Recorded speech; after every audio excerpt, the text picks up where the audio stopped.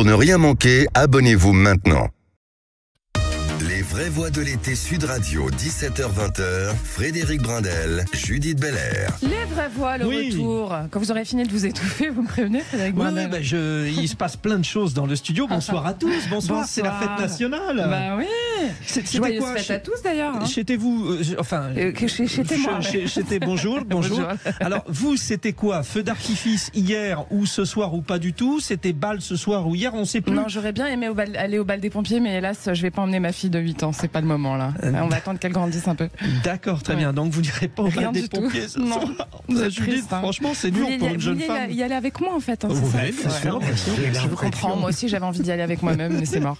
Alors nous avons 3 vraies voix exceptionnelles, chers auditeurs, ce soir. Exceptionnelles. Très content de ce trio. C'est le trio typique du vendredi 14 juillet, fête nationale. C'est moi qui prononce le premier nom. Allez-y, je vous en prie. Je suis toujours ému quand je le prononce parce que c'est quelqu'un qui compte pour moi. Voilà. Philippe Bilger. Réciproquement. Très bien. René Chiche. Bienvenue. René Chiche, donc, vous allez me le présenter, cher ami. Ah oui, alors il est directeur des rédactions du groupe Entreprendre La Fond Presse. Autrement dit, c'est un homme de pouvoir, un homme d'influence, un homme de talent et surtout un homme affectif. Ça, c'est important. C'est vrai. Et puis Corinne Tapiero, qui est conseillère d'arrondissement et présidente de l'Observatoire et des parents. Bonsoir et bienvenue. Alors, qui est une femme également, particulièrement décisive, inspirée et un peu moins inspirée sur le domaine du sport quand même. Légèrement moins. Ça dépend des sports. Mais je peux faire illusion. Alors nous essaierons de faire illusion parce que le Tour de France ne devrait pas tarder. On va vous donner des nouvelles. Ça, c'est déjà une première chose. Oui. Et puis vous n'hésitez pas surtout. Attention, chers auditeurs. Jamais. Vous nous appelez au 0826 300 300 et puis vous votez sur notre compte Twitter, évidemment, pour réagir à nos questions du jour. Je suis en train de penser qu'on n'a pas fait un petit compliment quand on a présenté Philippe Bilger. Ça nous semblait tellement évident. Ça nous semblait tellement évident. Il y en aura un autre pour mardi, alors. Oui, voilà, parce que vous serez là mardi. Et donc, les questions, la première à 17h30. Oui, alors on accueille notre auditeur avant pour lui suggérer. Si vous voulez. On a Corentin. Bonjour Corentin, qui nous appelle de Mourinx, Pyrénées-Atlantiques. Bonjour, comment allez-vous? Bienvenue. Mourinx, c'est chouette. Ça commence à grimper un petit peu vers Mourinx, non? Oui, un petit peu. Oui, ça grimpe un petit peu. Il y a de beaux endroits pour faire du vélo. Tout à fait. Que ce soit sur la route ou même dans les sentiers, c'est pas mal. Ouais, VTT, tout ça. Bon, alors, vous savez, Corentin, vous nous accompagnez pendant l'émission. Nous avons les 2 débats. On va juste vous suggérer ces 2 questions. Vous répondez rapidement, déjà, pour nous donner la tendance. Tu reviendras dessus après, évidemment. Voilà. Alors, à 17h30, notre débat, notre premier débat, et on vous pose effectivement la question sur Twitter, chers auditeurs. N'hésitez pas, je vous le répète, à aller voter. Donc, gilets jaunes, retraite, émeute et fête nationale. Les Français sont-ils réconciliables selon vous, Corentin? Ça en a fait des fractures dernièrement. Bon, c'est un jour de fête et de réconciliation nationale. On va voir si Corentin est optimiste ou pessimiste. Corentin. Je pense que oui, les Français sont réconciliables. Après, ça dépend du contexte, mais je pense que dans l'ensemble, oui. Bon, ça c'est bien. Voilà, Corentin, vous lancez le débat sur de bonnes notes. Et puis à 18h30, le coup de projecteur. Le coup de projecteur de 18h30, nous sommes bien le 14 juillet, donc évidemment, vous en parle, chers auditeurs. Alors d'un point de vue un petit peu différent, fierté nationale évidemment.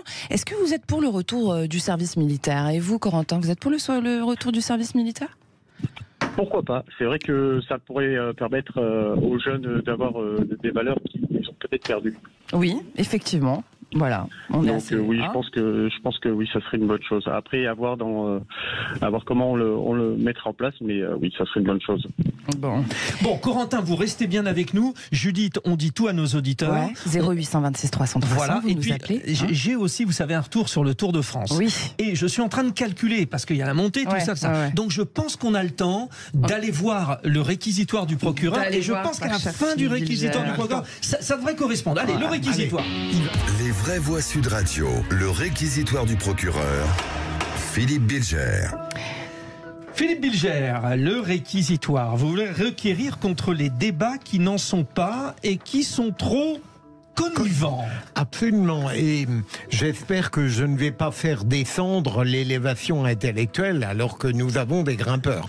Mais sérieusement, j'ai écouté ce matin et j'y ai participé. J'ai trouvé le débat qui m'a été permis avec Stéphanie Demuru et Guillaume Bigot. Je l'ai trouvé intéressant grâce à eux parce que sur des thèmes évidemment qui concernaient Emmanuel Macron, l'ordre, la sécurité, il me semble que grâce à eux, on a eu un débat qui ne donnait pas l'impression que nous étions d'accord d'emblée et dans une totale courtoisie de la forme. Et donc je suis heureux de saluer cette émission qui a été, de mon point de vue, très réussie ce matin grâce à cette animatrice et à ce chroniqueur Guillaume Bigot qui vient tous les vendredis en général sur Sud Radio. Et donc je voulais rendre hommage à ces débats non connivants. Il y a tellement de débats faux. Alors, qu'est-ce qu'un débat connivant? Donnez-nous un exemple. Un débat connivant, c'est un débat comme les fameuses commissions françaises où on réunit des gens qui sont d'accord au départ et qui seront d'accord à la fin. Voilà. Bon. René Chiche, vous êtes un pur débatteur. Non, vous aimez bien. J'aime bien débattre. Et, de toute façon, c'est l'essence même du débat, je crois. C'est de ne pas être d'accord et de pouvoir opposer les arguments les uns les autres. C'est un peu aussi l'essence même des vraies voix, je crois, où on peut débattre sans être d'accord tout en restant extrêmement convivial. Mais je vous promets, si je suis d'accord avec vous, j'oserais le dire. Mais par contre, on peut être d'accord et des fois, il y a des gens qui ne sont pas contents qu'on soit d'accord. Je sais pas si c'est une subtilité. Hein. Oui, absolument, c'est vrai. Corinne Tapiréo, pour ou contre alors les débats de connivence? Moi, je suis parfaitement contre les débats de connivence. On a droit à ça en permanence. D'abord, parce qu'on est inondé dans la moraline et la bien-pensance. On ne sait même plus si elle est de gauche, du en même temps, de droite, du milieu, du centre. Puisque même certains élus de droite arrivent à être d'accord avec des gens qui sont diamétralement opposés aux idées qu'ils défendent. Moi, je pense que le débat, on peut s'enrichir aussi des idées des autres. On peut avoir des fausses idées. Le débat permet aussi d'avancer et d'avancer dans sa propre réflexion. Moi, je suis pour les débats francs et courtois. Parlons vrai sur Sud Radio. Parlons vrai. Alors, chers auditeurs, juste avant qu'on rejoigne l'arrivée de cette combienième étape? La 13e, j'allais dire une bêtise. 13e. Voilà. Vous n'hésitez pas évidemment à nous appeler au 0826 300 300 et à voter sur Twitter à notre question de notre débat de 17h30. Les Français sont-ils réconciliables? Gilets jaunes, retraite, émeute le jour de la fête nationale, quand même, c'est important d'en parler. Alors, pour l'instant, vous nous dites non quand même à 74%. Vous n'hésitez pas à continuer à réagir, évidemment. D'accord. Allez. Et c'est parti. On y va. Les fromages et produits frais lait de brebis 64 présentent. Sud Radio fait son tour de France. Et donc, c'est la fameuse étape du 14 juillet sur le Tour de France, fête nationale. D'ailleurs, joyeuse fête à tous, je répète. On en est donc sur la 13e étape entre Châtillon sur Chalaronne et le col du Grand Colombier dans le Jura, Frédéric, avec Vincent Barthaud. Bonjour Vincent. Oui, on va accueillir Vincent Barthaud, qui est l'homme qui a gagné un 14 juillet à Marseille, l'année de 1989, l'homme du bicentenaire. Vous allez nous accompagner pour cette arrivée dans un instant. C'est un ancien champion du monde polonais, issu d'une première échappée. On est sur une première partie de course. Vincent Barthaud, on s'intéresse déjà à la victoire d'étape. C'est à vous, Vincent. Exactement, à quelques 500 mètres d'arrivée. On a cru à un moment qu'on allait pouvoir faire cocorico ce soir parce qu'il y a eu un Français qui était échappé au début de cette ascension du Grand Colombier, Quentin Paché, le coureur de Groupama FDJ. Mais malheureusement, il a coincé à 5-6 km de l'arrivée. Et puis vous avez ce Polonais, Michał Kwiatkowski, qui est arrivé du Diable de Vauvert de derrière. Il faisait partie d'une échappée de 15 coureurs. Il a monté le début, il a très bien géré cette ascension. Et depuis maintenant, il est échappé. Il a pratiquement plus de 50 secondes d'avance sur un coureur en deuxième position. Et Michał Kwiatkowski qui va gagner, vous l'avez dit, ancien champion du monde. C'est pas sa première victoire d'étape sur le Tour. Il a déjà gagné en 2020 à la Roche-sur-Faucon. Voilà, il franchit la ligne. Il a gagné le coureur d'Ineos alors que derrière. Voilà, et on va maintenant s'intéresser à la course au maillot jaune. Exactement. Vincent Barthaud, nous sommes à quelques minutes derrière. Et c'est attaque de Pogačar avec dans sa roue Vingegaard. C'est à vous. Voilà, l'équipe Emirates qui a tout le temps roulé dans cette échappée. On a vu que Pogačar voulait faire quelque chose. Et là, il faut savoir que Thibaut Pinot a été distancé, que Gaudu a été distancé, que maintenant, Vingegaard se fait lâcher de nouveau par Pogačar à quelques 300 mètres de l'arrivée.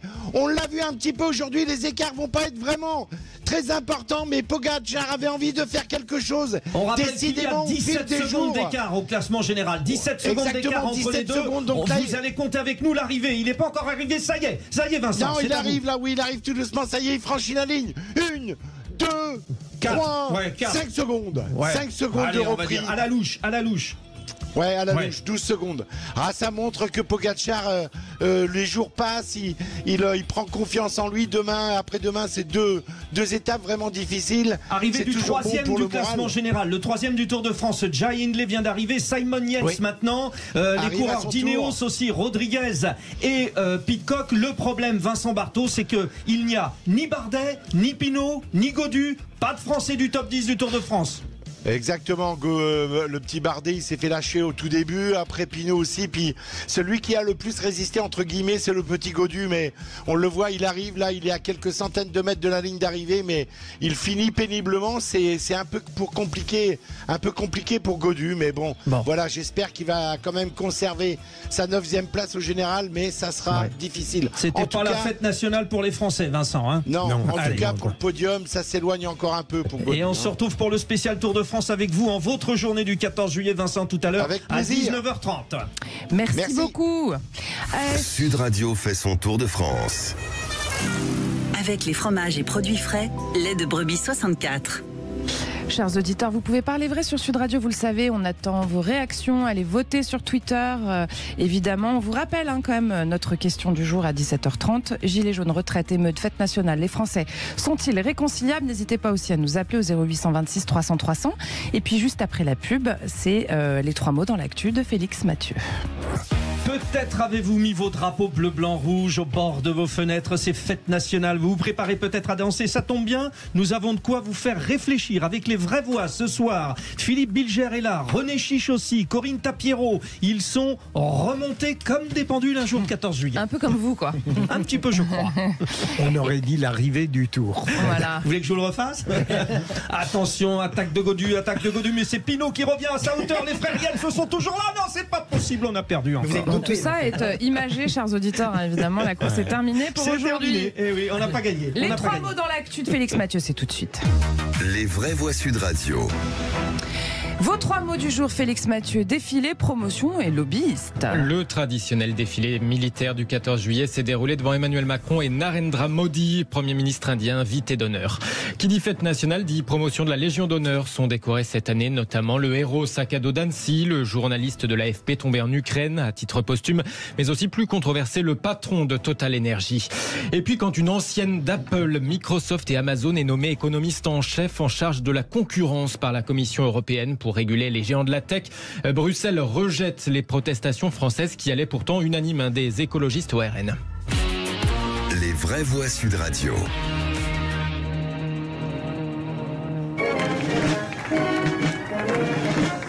Un défilé millimétré, ou presque, du bleu, du blanc, du rouge dans le ciel, des blindés, des soldats en tenue d'apparat sur les Champs-Élysées, un président qui, au passage, n'aura pas échappé tout de même à quelques huées. Emmanuel Macron qui ensuite a retrouvé le Premier ministre indien Narendra Modi, invité d'honneur de ce 14 juillet. La France et l'Inde célèbrent cette année le 25e anniversaire de leur partenariat stratégique. La France ambitionne de le renforcer pour peser dans la zone Asie-Pacifique, bien que l'Inde soit accusée par des ONG de dérive autoritaire, persécution des minorités, musellement des oppositions, ONG ou médias. Des critiques qui agacent le général Dominique Trinquant, ancien chef de la mission militaire française auprès de l'ONU. Écoutez, je pense qu'il faut arrêter de donner des leçons de démocratie à tout le monde. L'Inde a fait ses choix, c'est une grande démocratie et on doit le respecter. Pour nous, la France, ce qu'il y a d'important, c'est que nous sommes une nation globale. Le Pacifique, nous y sommes présents. Nous y sommes présents avec la Nouvelle-Calédonie, avec Tahiti, dans l'océan Indien, avec l'île de la Réunion. Et donc, la France est présente partout et elle a besoin d'avoir ses alliés. La confrontation avec la Chine, nous n'avons pas exactement la même vision que les Américains sur ce sujet-là. Et nous devons, puissance d'équilibre, arriver à marquer nos différences et arriver à cultiver ces alliances avec d'autres pays qui sont dans les régions qui ont un intérêt pour nous. Emmanuel Macron a décerné au Premier ministre indien la Grand Croix de la Légion d'honneur, la plus haute distinction qu'un président français puisse décerner. Hier, l'Inde a donné son accord de principe pour l'achat de 3 sous-marins Scorpène, mais aussi de 26 avions Rafale. Oui. Une petite réaction, une petite réaction de nos vraies voix, Philippe Bilger. Ça donne envie de l'inviter officiellement, Philippe. Oui, invité d'honneur, en même temps, de manière parfaitement désespérée, mais les causes sont les plus belles. Il y a une morale internationale qui pèse peu face aux rapports économiques et au fait que l'invité d'honneur, aujourd'hui, aussi contestable qu'il soit, était nécessaire. Bien sûr. Oui, je ne comprends pas, moi, ces critiques sur la venue de Narendra Modi. D'abord, l'Inde, c'est le pays le plus peuplé du monde, déjà, pour commencer. Ils ont dépassé la Chine récemment. Ensuite, c'est une démocratie. Modi a en plus été élu démocratiquement. C'est quelqu'un qui est au pouvoir par les élections. C'est pas quelqu'un qui arrive au pouvoir par un coup d'État. D'ailleurs, il est même favori pour les prochaines élections qui auront lieu dans quelques temps. Donc, je ne vois pas en quoi cela pose un problème. À ces conditions, on doit aussi, alors, ne pas avoir aucune relation commerciale, économique, industrielle ou militaire avec la Chine, qui n'est pas non plus tout à fait propre au niveau de certains des droits de l'homme. C'est totalement hypocrite. Et si ceux qui critiquent, par exemple, les gens de LFI critiquent cette venue de Modi, entre autres, que dirait-il si Mélenchon, élu président, ce qui n'arrivera pas à mon avis, si Mélenchon, élu président, recevait à Paris le dictateur et successeur de Chavez du Venezuela, Maduro, qui est le grand ami de Mélenchon. Et je ne pense pas que dans ces cas-là, il refuserait un contrat militaire ou économique avec le Venezuela. Donc tout ça est totalement hypocrite. J'ai l'impression qu'ils veulent occuper l'espace médiatique, mais pour rien en fait. Corinne Tapiro. Moi, je vais faire deux remarques. D'abord, Macron... j'apprécie assez peu son action, mais je suis extrêmement choquée des huées. On ne va pas être d'accord, parce que moi j'apprécie. Oui, non, mais c'est pas grave. Lorsqu'on reçoit un chef d'État étranger, le minimum, c'est la correction. Je pense que la correction se perd de plus en plus, et moi je suis extrêmement choquée qu'on arrive à huer le président de la République dans une cérémonie comme celle-là. Déjà, ça me passe pas. Ensuite, recevoir le président de l'Inde, pourquoi pas, on en reçoit d'État. Maintenant, on parle beaucoup de coopération. Il faut savoir quand même que notre coopération avec l'Inde nous coûte très très cher, et que la dernière livraison d'avions ou de matériel militaire a coûté beaucoup à la France en échange de peu d'argent, puisqu'en fait il y avait eu un problème de négociation sur les prix, et bon, je n'étais pas entendu, donc il a fallu faire des rétrocessions. Parce que là on va se rembourser. Voilà, il a fallu faire des rétrocessions importantes, et ce qui fait qu'on a payé les avions à l'Inde. Donc bon, l'Inde a les moyens aussi de payer. C'est une économie florissante, et c'est absolument intéressant de ne pas s'en couper. Voilà. Félix Mathieu, votre deuxième mot, c'est la promotion du jour de la Légion d'honneur. Il n'y a pas que le Premier ministre indien à avoir été décoré. Oui, tous les noms figurent au journal officiel d'aujourd'hui. 358 personnes au total, avec une parité parfaite entre femmes et hommes.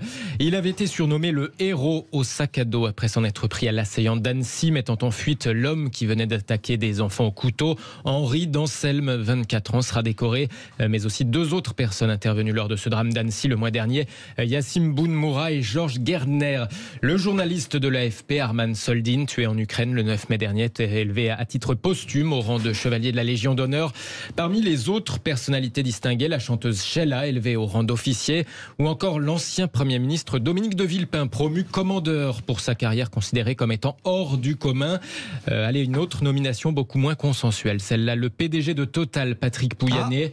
Patrick Pouyanné, il était déjà chevalier, il est désormais officier de la Légion d'honneur sur proposition du ministère de l'économie. Décision qualifiée, par exemple, par la députée LFI Alma Dufour de doigt d'honneur au changement climatique. Troisième mot, Félix Mathieu. Bruxelles ignore les critiques de Paris sur la nomination d'une experte américaine. La Commission européenne a adressé une fin de non-recevoir au gouvernement français qui réclamait l'annulation du recrutement controversé de l'américaine Fiona Scott Morton pour la régulation des géants de la tech. Elle a notamment été consultante pour des grands groupes comme Amazon, Apple ou encore Microsoft, et pourtant elle est désormais la nouvelle économiste en chef à la direction générale de la concurrence, censée plus ou moins finalement réguler les géants de la tech. Et pourtant quasiment tous les groupes politiques du Parlement étaient d'accord pour s'indigner de cette nomination, des écologistes au RN, ici de Yannick Jadot à Jordan Bardella. Madame Scott Morton est non seulement une citoyenne américaine alors que nous devons embaucher des citoyens européens, mais Madame Scott Morton est une lobbyiste pour Apple, pour Amazon et pour Microsoft, et qu'on mette dans les institutions de la Commission européenne une lobbyiste pour combattre les GAFAM et encadrer, c'est totalement scandaleux. Je demande à Madame Vestager et à Madame von der Leyen d'arrêter cette nomination qui va à l'encontre des demandes du Parlement européen pour notre souveraineté numérique. Ça a été rappelé, Madame Morton est une Américaine qui a été, durant sa vie professionnelle, consultante pour les GAFAM et soupçonnée dans ce cadre de pratiques douteuses. Cette question pose à minima la question du conflit d'intérêts. La Commission est-elle libre de toute ingérence et de toute influence de la part des États-Unis d'Amérique et de leur société? C'est désormais une question vitale pour notre souveraineté. Je vous remercie. Voilà, l'unanimité des eurodéputés français et même des 4 grands groupes politiques, des 4 principaux groupes politiques du Parlement de Bruxelles. Et pourtant, cette nomination a bien été validée aujourd'hui par la Commission. Merci Félix. Merci beaucoup. Merci, pardon, pas merci. Chers auditeurs. J'ai bien fait de parler dessus, comme ça on n'a pas entendu le merci de... Vous avez dit merci. Vous avez commencé comme ça tout à l'heure aussi. Alors oui, comme quoi, on s'est peut-être voilà, transmis quelque chose, je ne sais pas. Allez savoir. Chers auditeurs, vous nous appelez, vous réagissez, hein, surtout vous donnez votre avis au 0826 300 300. Sud Radio, c'est Parlons Vrai, vous le savez. Vous pouvez aussi réagir à notre question du grand débat qui arrive à 17h30. Gilets jaunes, retraite, émeute, fête nationale. Les Français sont-ils réconciliables? On vous fait un point sur ce sondage sur Twitter dans quelques instants. À tout de suite. Et oui, vous êtes bien sur Sud Radio, chers auditeurs. On est avec vous jusqu'à 20h pour les vraies voix de l'été. Alors, on va arriver tout de suite sur notre grand débat. N'oubliez pas d'aller voter, hein, surtout sur Twitter. On vous pose la question, 14 juillet. Et pardon, je vais y arriver. Gilets jaunes, retraite, émeute. Voilà. Les Français sont-ils réconciliables? On vous pose la question et a priori, vous dites que non. Hein. Et vous voulez qu'on vous rappelle nos vraies voix peut-être aussi? Nous sommes avec... Jingle. Non, les vraies voix Sud Radio, le grand débat du jour. Non, j'allais dire que nous sommes avec Philippe Bilger, Corinne Tapiero et René Chiche. C'est de ma faute, excusez-moi. On recontextualise, On recontextualise et puis je vous donne quand même, du coup j'ai eu le temps d'aller regarder les résultats du vote, hein, pour l'instant. Vous dites que non à 75%. Donc les Français ne sont pas réconciliables à combien de pourcents? À 75. Très bien. Hein, alors, lançons, oui, à 25. Lançons le débat. Je reprends. Les Français entre eux s'invectivent, se contredisent, se défient, parfois se violentent. Lors de la période des Gilets jaunes, la France d'en haut est défiée par la France d'en bas. Lors de la campagne présidentielle, la France souverainiste s'oppose à la France pro-européenne. Lors des émeutes, la France rebelle saccage la France républicaine. À force de conflits, sommes-nous réconciliables? Donc, nous posons la question à Philippe Bilger après 7 extraits. Il date de 2018, passation de pouvoir, Gérard Collomb.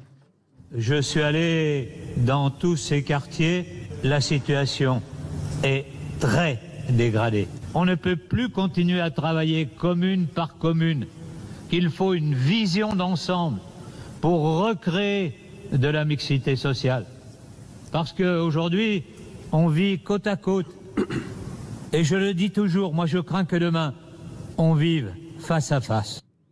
Philippe Bilger, vous nous disiez hier, j'ai retenu, qu'il ne faut pas parler extraordinairement d'une situation extraordinaire parce que sinon ça l'aggrave. Donc en fait, une vision d'ensemble, c'est ça la solution de Gérard Collomb. Qu'est-ce que vous en pensez? Mais on cite souvent, peut-être trop souvent, cette phrase de Gérard Collomb parce que la question de Sud Radio me paraît dépasser un petit peu le problème. Et un beau compliment. Dépasser la question de Gérard Collomb. C'est pas moi qui ai choisi l'extrait. C'est moi. Ah bon, mais bravo. Non, mais Gérard Collomb, c'est un bon exemple, mais il s'agit de voir si, d'une certaine manière, sur un mode chronique, la France n'est pas un pays éruptif. Vous avez cité un certain nombre d'événements qui ont marqué le quinquennat et le début du second quinquennat d'Emmanuel Macron, mais on peut dire qu'en général, la France est un pays démocratique, mais très éruptif tout de même. Rappelez-vous les penseurs politiques qui ont évoqué les tempéraments nationaux de certains certains peuples. La France n'est jamais apparue comme un pays paisible. Et pourquoi ne l'est-elle pas? D'abord, structurellement, il me semble que nous sommes des citoyens éruptifs. Et deuxième élément, il me semble que nous avons des présidents de la République et un système politique qui, nous promettant à chaque fois le rassemblement et l'unité, en réalité nous clivent en permanence, parce qu'un président, dans la Constitution de la 5e, après avoir promis qu'il allait nous rassembler, est obligé de choisir son camp et en réalité nous divise. Donc la division politique se rajoute à la division populaire, si j'ose dire, et nous avons un pays qui, depuis ces derniers mois et ces dernières années, tombe dans des violences et des errements absolument scandaleux. Philippe, un cadeau pour vous. J'ai encore plus dépassé que Gérard Collomb. Mais ça va aller dans le sens de ce que vous dites. Souvenez-vous, Jacques Chirac, en campagne pour la présidentielle 95, il livre l'une de ses plus célèbres citations. C'est vrai qu'il y a deux France. Et c'est vrai que fracture ou faille, ça s'écarte. Et c'est vrai qu'il y a de plus en plus de Français qui sont sur le bord de la route et qu'on est obligé d'assister. Et que l'autre France est de plus en plus taxée pour permettre d'aider les premiers. René Chiche, votre réaction de France pour Jacques Chirac? Je ne suis pas du tout d'accord avec tout ce qui vient de se dire. Oui. Donc ça va faire un débat. Bah, c'est l'idée. Moi, Ce n'est pas un débat de convergence. Exactement. Justifiez votre recrutement. Parce que évidemment, voilà, je vais l'élever le débat, bien sûr, moi je plaisante. Non, pour moi, lorsqu'on pose la question est-ce que les Français sont réconciliables, ça sous-entend qu'on vit une guerre civile ou une révolution. Or, j'ai pas l'impression qu'en France, actuellement, on ait des groupes armés, comme au Liban, comme il y en a eu en Jamaïque, comme il y en a eu au Zimbabwe, etc. Il n'y a pas de guerre civile. Il n'y a pas... Pour moi, ce concept de réconciliation n'a aucune valeur. Prenez plutôt Haïti que la Jamaïque, ça sera plus... Non, la Jamaïque aussi. Oui, Haïti, bien sûr, mais la Jamaïque a aussi une guerre civile, on est entre les deux grands partis. Ce que je veux dire aussi en plus, c'est que pour moi, ça, c'est des concepts un petit peu... sans vouloir être vulgaire, un peu fumiste, vous voyez, un peu théorique. Les concepts de réconciliation ou d'unité de la nation. Moi, j'y crois pas à ça. Une nation et une société, c'est un groupe composé de tellement de communautés, d'individus, de diversité, d'opinions, de contradictions, de femmes, d'hommes, que une nation unie ou une nation qui voudrait se réconcilier avec je ne sais qui, je ne sais quoi, n'a pas de raison d'être. De toute façon, une nation, qu'elle soit en Europe ou ailleurs qu'en Europe, est toujours traversée par des soubresauts, par des événements positifs ou négatifs. Donc tout va bien. Attention, vous déformez mes propos. Je ne dis pas que tout va bien. Rien n'a jamais été depuis des décennies, depuis des siècles. Simplement, lorsqu'on dit est-ce que les Français sont réconciliables, ça veut dire qu'il y a une sorte de guerre civile ou de révolution. Les récentes émeutes avec les pillards et les voyous, etc. Bien sûr que c'est pas bien, bien sûr que je les condamne. Et ça ressemble un peu à une guerre civile. Non. D'abord, ce ne sont pas les premières émeutes. Ça a duré 3-4 jours. Par contre, je l'avais dit il y a 2-3 semaines, effectivement, il y avait peut-être une sorte de téléguidage par des groupuscules. Ça, c'est vrai. Mais il n'y a pas... Excusez-moi, je termine là-dessus. Cédez la parole à Corinne. Je termine, ma chère Corinne, après vous. Je termine. Voilà. C'est que il n'y a pas, par exemple, eu là un réveil d'une France profonde qui, après ces émeutes, serait allé manifester dans les rues, 1 million de personnes dans les rues. Là, il y aurait eu un effet de guerre civile, de désunion dans la France. Moi, je dis que non. Je dis simplement que, comme toujours en France, et comme l'a dit par contre si bien Philippe, il y a un peuple un peu éruptif. On a eu des Jésus. Et parfois... ça fait 47 virgules, là. Ça fait 47 virgules. Pardon, je m'excuse. Pardon, Corinne Tapiro. Écoutez, moi, je suis un peu gênée par la question de la réconciliation, non pas parce que je n'aime pas le mot, mais parce que les 3 postulats qui ont été posés, les gilets jaunes, etc., c'est des crises totalement différentes les unes des autres et qui n'ont pas ni les mêmes tenants ni les mêmes aboutissants. Donc on a plutôt un peuple qui exprime une déception permanente. Et cette déception permanente, et contrairement à ce que vous dites, la guerre civile, elle n'est pas armée. Or aujourd'hui, quand vous parlez à la France qui vit au quotidien, pas celle qui est sous les palais dorés et dans des bulles, les gens ont fait leur religion. C'est-à-dire qu'ils ne croient plus en aucun politique, et on les entend systématiquement dire la prochaine échéance, on sait pour qui on va voter. Donc en haut contre en bas, ça marche, hein, on est d'accord. Et alors, en réalité, on a aujourd'hui un pays qui est désolé de l'impuissance politique. D'ailleurs, si on regarde une campagne électorale, quand un candidat s'adresse à la population, il ne s'adresse pas à la population. Il s'adresse systématiquement à des groupes. À ses électeurs. Ah non, pas qu'à ses électeurs. Il va s'adresser, alors je vais caricaturer, aux boulangers. Il va s'adresser à l'industrie de ceci, il va s'adresser aux agriculteurs. Mais il ne prend jamais la France dans son ensemble parce qu'il considère qu'il y a des Frances différentes. Or, il n'y a qu'une France avec les mêmes problématiques, les mêmes soucis et les mêmes inquiétudes. Et tant qu'on ne prendra pas en compte les inquiétudes des Français, il y a fort à parier que le successeur de M. Macron voit sa place lui filer sous le nez. 0826 300 300, vous nous appelez, vous réagissez, vous votez sur Twitter à notre question du jour que je vous rappelle, chers auditeurs, gilets jaunes, retraite, émeute, fête nationale, les Français sont-ils réconciliables? Vous dites non à 75% sur Twitter et on accueille tout de suite notre auditeur Corentin. Corentin, on retourne à Mourinx. Voilà, on retourne à Mourinx. Alors, on est réconciliable ou pas? Alors moi je suis totalement d'accord avec ce que vient de dire Cécile. Je suis 100% d'accord avec elle. Cécile, c'est-à-dire Corinne en fait. Oui, Corinne Tapiro. Excusez-moi. C'est pas grave, Antonin. C'est pas grave. Elle est en vacances, on l'embrasse, Cécile de Ménibus d'ailleurs. Allez-y, Corentin, allez-y. Non, je suis totalement d'accord avec eux. Oui, les Français ne croient plus en les politiques et les différentes crises qui se sont déclarées. Donc gilets jaunes, retraite et tout ça. En fait, on a l'impression que les politiques ne nous écoutent plus.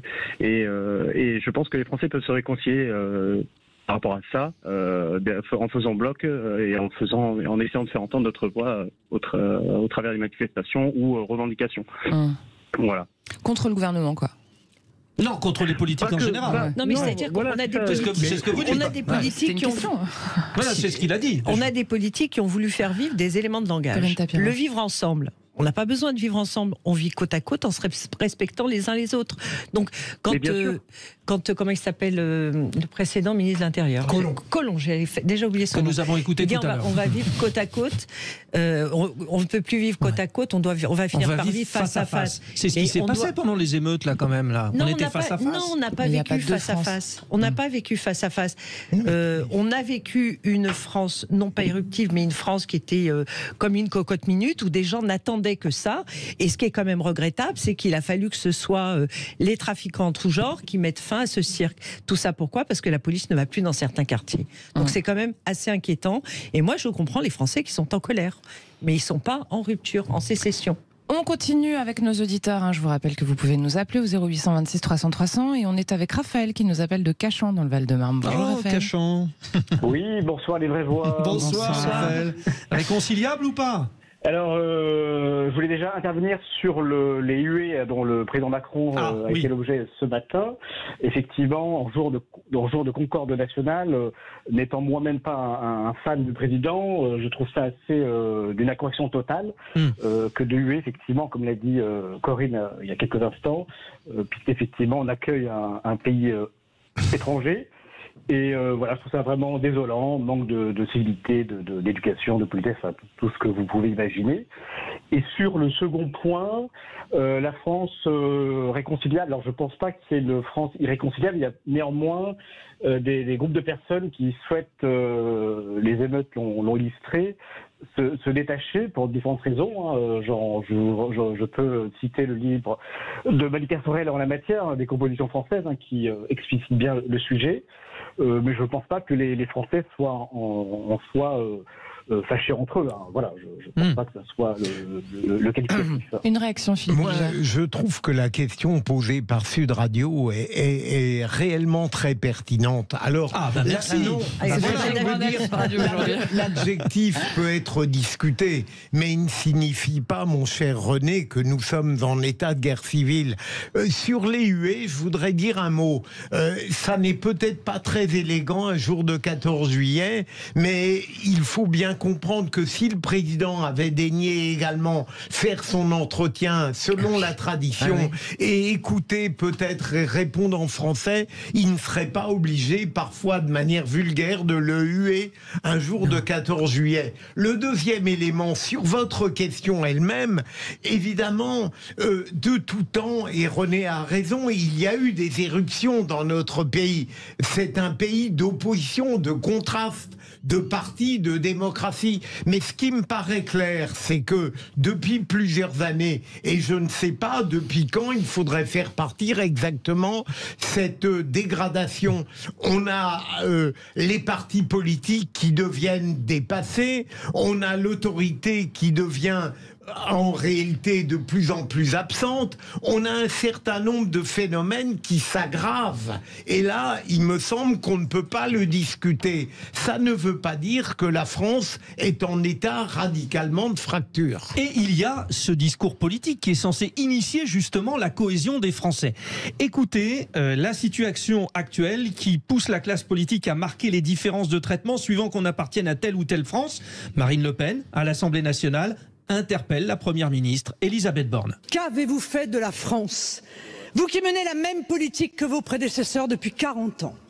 Qu'avez-vous fait de notre pays en y implantant des zones de non-droit que vous avez laissé se communautariser, se criminaliser?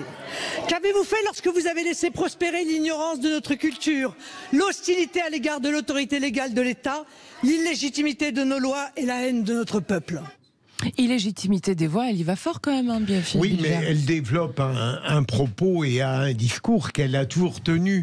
Il me semble que les politiques d'aujourd'hui, quelle que soit l'opinion qu'on porte sur eux, sont tout de même victimes d'une sorte d'aveuglement. Ils ont du mal à voir le réel tel que nous, par exemple, nous le voyons dans notre quotidienneté, et comme ils ne le voient pas ou qu'ils ont peur de le voir, ils trouvent évidemment très rarement les remèdes pour les guérir. Là, je crois que c'est véritablement un mal français aujourd'hui. René Chiche, un mal français. Bah oui, non, mais en plus, je pense pas que c'est avec Marine Le Pen ou voire Éric Zemmour que les Français vont être réconciliés, si je peux me permettre. Et peut-être la même chose de l'autre côté aussi. Oui, les deux extrêmes. Vous parlez de LFI. Oui, les deux extrêmes. Non, parce que là, on venait d'entendre Marine Le Pen, c'est pour ça. Je suis bien sûr tout à fait d'accord avec vous. Mais encore une fois, je ne veux pas me répéter, mais quand vous posez la question, est-ce que les Français sont réconciliables? D'abord, c'est pas votre question qui crée ça, mais il y a un discours ambiant qui sous-entend quand même un climat anxiogène. Mais de dire ça. On n'est pas tous sereins quand même là en ce moment. Non, on n'est pas sûr. Mais bien sûr, quand on voit des magasins pillés, etc. Mais c'est pas que ça. Non, mais on se dit pas bravo, c'est évident. Mais en même temps, ça arrive encore une fois. Vous savez que les émeutes, par exemple, il y a des émeutes en France quand même, pas tous les ans. Il y a des émeutes quand même depuis la fin des années 70, avec Vaux-en-Velin. Je ne sais pas si vous vous souvenez, les premières émeutes. Moi-même, je vais prendre un exemple personnel. On parle de violence dans la société terrestre. Vous avez été violent? Non, j'ai pas été violent. Mais j'ai été victime. Oui, j'ai été victime. Voilà, j'ai 56 ans. Il y a à peu près 42-43 ans. J'ai été victime de violences permanentes en vacances à Antibes. Il y avait une sorte de groupe de violents. Ils venaient à 40-50 venir frapper des jeunes vacanciers de Paris. C'est exactement ce que vous voyez, c'était très violent. Donc la violence, elle est intrinsèque à la société. Il faut arrêter. Alors vous voyez, quand j'entends Marine Le Pen avec son discours, excusez-moi, son discours, il est anxiogène, il va raviver les tensions. Et attention, je ne suis pas de gauche non plus, parce que moi je suis plutôt pro-Macron, vous voyez, je le dis ouvertement. Mais ce n'est pas ce discours de Le Pen, ou même avec Éric Zemmour, que je connais un peu en plus, on serait actuellement en état d'urgence. Corinne Tapero. Non, moi je crois qu'il y a un vrai défaut français, c'est de mépriser les opinions et les ressentis des autres. Marine Le Pen, qui n'est pas ma tasse de thé, puisque moi je suis républicain, donc il n'y a pas d'ambiguïté, elle exprime, non mais je me sens très parfaite là où je suis. Elle exprime en réalité une inquiétude qui s'exprime chez tous les Français que l'on rencontre, qui sont confrontés à l'organisation de la société. Je parle par exemple des parents, qui lorsqu'ils sont confrontés à l'école reçoivent dans le cahier de leurs enfants des questionnaires où on leur demande, mademoiselle qui est en 5e, vous vous sentez fière, fille, vous vous sentez garçon, vous préférez pas être en jupe, en pantalon, etc. Parce qu'on rentre dans une logique qui n'est plus la logique de ce qu'on demande à l'école. Quand l'école perd ses repères et qu'on ne transmet plus rien, qu'on refuse de transmettre une frise chronologique parce que c'est perturbant pour les enfants, alors que notre histoire ne fait sens que si on la prend au début pour arriver jusqu'au temps d'aujourd'hui, quand on enlève des pans d'histoire parce qu'ils sont trop complexes ou un peu conflictuels avec ce que pourraient penser certains élèves, ça enlève des repères communs. Voilà, on n'a plus de repères communs et on n'a plus de langage commun. 77% des auditeurs de Sud Radio ont dit à la question « Les Français sont-ils réconciliables ?» Eh bien 76% dans la consultation ont dit non. Et vous pouvez continuer à voter sur Twitter, chers auditeurs. On vous pose une deuxième question à 18h30 pour le coup de projecteur des vraies voix. 14 juillet, fierté nationale, êtes-vous pour le retour du service militaire? N'hésitez pas à aller voter sur notre compte Twitter, puis à nous appeler au 0826 300 300, bien évidemment. Et puis bientôt, c'est le quiz. Le quiz de la... Vous êtes bien sur Sud Radio et puis nous aussi, Frédéric Brindel. On passe un bon moment, j'espère, le 14 juillet. Attention, joyeuse fête. Et qu'est-ce qu'on fait maintenant? On joue. Ah, le quiz. Les vraies voix Sud Radio, le quiz de l'actu. Je peux pas m'empêcher de faire quiz. C'est trop marrant. Pardon. C'est vrai, c'est les vraies voix. C'est super drôle. On a Corentin. Vous rappelez les règles du jeu quand même avant qu'on reprenne Corentin? Oui, Corentin qui est avec nous va donc choisir l'une des 3 vraies voix. Il fait équipe avec 7 vraies voix contre l'autre duo et on compte les points. Une question par équipe. 7 vraies voix parce que ça ferait beaucoup quand même. Oui, c'est ça. Il y a un vraie voix qui est une vraie voix puisque c'est une vraie voix. Voilà. Vous avez compris. Vous choisissez qui, Corentin? Alors je choisis Philippe. Philippe Bilger avec Corentin. Toujours lui. On va essayer de gagner, Corentin. Allez. Donc René Chiche et Corinne Tapiron ensemble. Alors on commence par la première question. C'est parti. Donc l'équipe A pour Philippe et Corentin. C'est nous. Alors, pour quelle raison un homme a été condamné à 1 an de prison après avoir posté un message sur Snapchat? Il avait insulté. Il avait insulté M. Macron. Non, vous trompez tous les deux ça, en même temps. Erreur. Il y a possibilité pour l'équipe B de répondre. Je crois que, si je me trompe pas, je crois que c'est parce qu'il avait incité des gens à aller piller un magasin. C'est ça. Voilà, c'est ça. C'était un vilain Banais de 38 ans qui a été condamné à 1 an de prison. Quel talent, René Chiche. Ce qu'on appelle le génie. Non, mais désolé, je vous ai passé devant, désolé. J'aurais dû vous laisser développer. Non, vous avez une réponse chacun, tous les deux. Vous pouvez donner. Laissez parler Philippe Bilger avant, comme ça, s'il se trompe, au moins, vous vous trompez pas en même temps. Voilà. On vous donne à vous deux la possibilité de répondre. Équipe B, René Chiche, Corinne Tapiron. C'est parti. Quels animaux ont envahi les littoraux dans plusieurs régions de France? Il nous faut une réponse. Oui, alors, les animaux. On est sur les littoraux. Oui. Une fois. Comment ils s'appellent là? 2 fois. Comment tu les appelles là? Pas les otaries, les autres. 3 fois. Non, ce n'est pas ça. C'est faux. Équipe A. J'allais dire les dauphins. Non, c'est pas ça non plus. Philippe Bilger. Corentin doit le savoir. Corentin, vous avez une idée? J'aurais dit les méduses. Oui. Bravo, Corentin. Magnifique. Il légalise à 2 partout. 2 partout. Vous avez fait le break chacun. C'est l'année des méduses. C'est génial. C'est un animal? Bah oui, c'est un animal. C'est quoi? C'est un batracien. C'est un animal. En général. Enfin, les bactériens, les bactéries. C'est parti, l'équipe A avec Judith. Allez, c'est parti. À combien le taux de rémunération du livret A se maintiendra-t-il dès le 1er août prochain? Corentin et Philippe. Corentin d'abord, allez-y Corentin. 3%. Oui. Il est très bon, Corentin. C'est Corentin qui vous fait le. C'était donné, c'est facile. Mais je suis très élégant, je le laisse répondre. Celle-là, elle est facile. Elle vous emmène, j'espère. Allez, une autre facile, vous êtes prêts? Équipe B, c'est parti. En ce 14 juillet, équipe B, savez-vous qui est le ministre des Armées? Oui. Allez-y. Je le dis? Vas-y. Sébastien Lecornu. Sacré Seb. Ça nous fait donc 3 partout. Question 3 pour l'équipe A. C'est parti, Corentin et Philippe. Alors, Narendra Modi, le chef d'État indien, est l'invité d'honneur de la France, on le sait, pour ce 14 juillet. Est-ce que vous savez en quelle année l'Inde a obtenu son indépendance, Corentin? Et Philippe. Philippe Bilger. Alors là, franchement... Il y a une logique, il y a une logique. Oui, mais déjà, j'ai du mal avec ma propre chronologie, donc... C'est au moment de la décolonisation des empires voilà. du Royaume-Uni. Ex-propriété britannique. Allez-y, il faut répondre. Allez, Corentin, une année en 1947, non? Oh là là, on l'a fait. Vous avez pas fait, Corentin. Mais il a changé rien. Et on l'a gagné. Bah, écoutez, c'est simple. Corentin ne tricherait pas là. Vous êtes pas sur votre Corentin. Non. Dernière question pour vous. Vous répondez, vous égalisez, il n'y a pas de vainqueur. Vous ne répondez pas. C'est Corentin et Philippe qui gagnent. C'est parti. Quelle race de chien appréciée pour son flair a participé aux recherches du petit Émile? La race de chien. Alors, alors il y avait évitez caniche et cocker. Il y avait le chien de berger, là, tu sais, le Saint-Bernard, pas le Saint-Bernard, c'est l'espèce Dalmatien. Non, ce n'est pas. Et alors, allez-y, Corentin et Philippe, pour l'honneur, faites briller, c'est parti, donnez-nous la race. Je sais pas, c'est pas des Malinois, des choses. Non, c'est un autre nom. C'est pas Corentin Moi j'aurais dit berger allemand. Non, les Saint-Hubert, mais la victoire est bien. C'était pas loin. La victoire est bien pour Corentin et pour Philippe. Saint-Hubert, Saint-Bernard, c'est pareil. Elle est pour Corentin, clairement. Je sais qu'il y avait un 5 quelque part. 17h57 sur Sud Radio, chers auditeurs. Le programme qui suit, c'est nos éditorialistes et le tour de table de l'actu des vraies voix, évidemment. Et puis le débat à 18h30, on vous rappelle la question. 14 juillet, fierté nationale.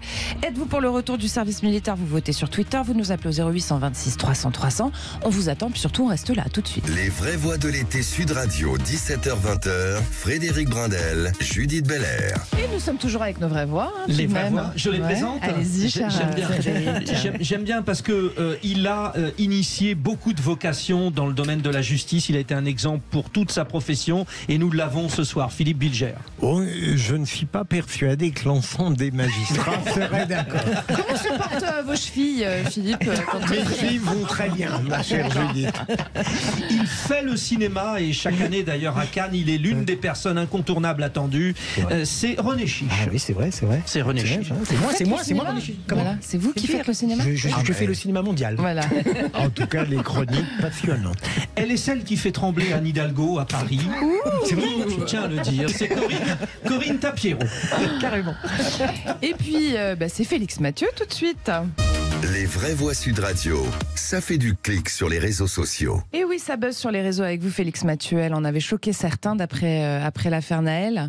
La cagnotte, organisée par Jean Messia, a bien été remise à l'épouse du policier auteur du tir mortel. Plus d'1 600 000 € récoltés et donc désormais remis à l'épouse de ce policier incarcéré et mis en examen pour homicide volontaire, malgré les protestations notamment de la France Insoumise qui avait saisi le procureur pour la faire fermer, mais aussi de la famille de Naël qui avait déposé plainte. La loi interdit les souscriptions destinées à indemniser des amendes, des frais ou des dommages d'intérêt prononcés par la justice. Vous imaginez, sinon ce système de cagnotte permettrait de contourner la loi en garantissant aux auteurs de tel ou tel type d'infraction une mobilisation pour annuler l'effet des sanctions financières.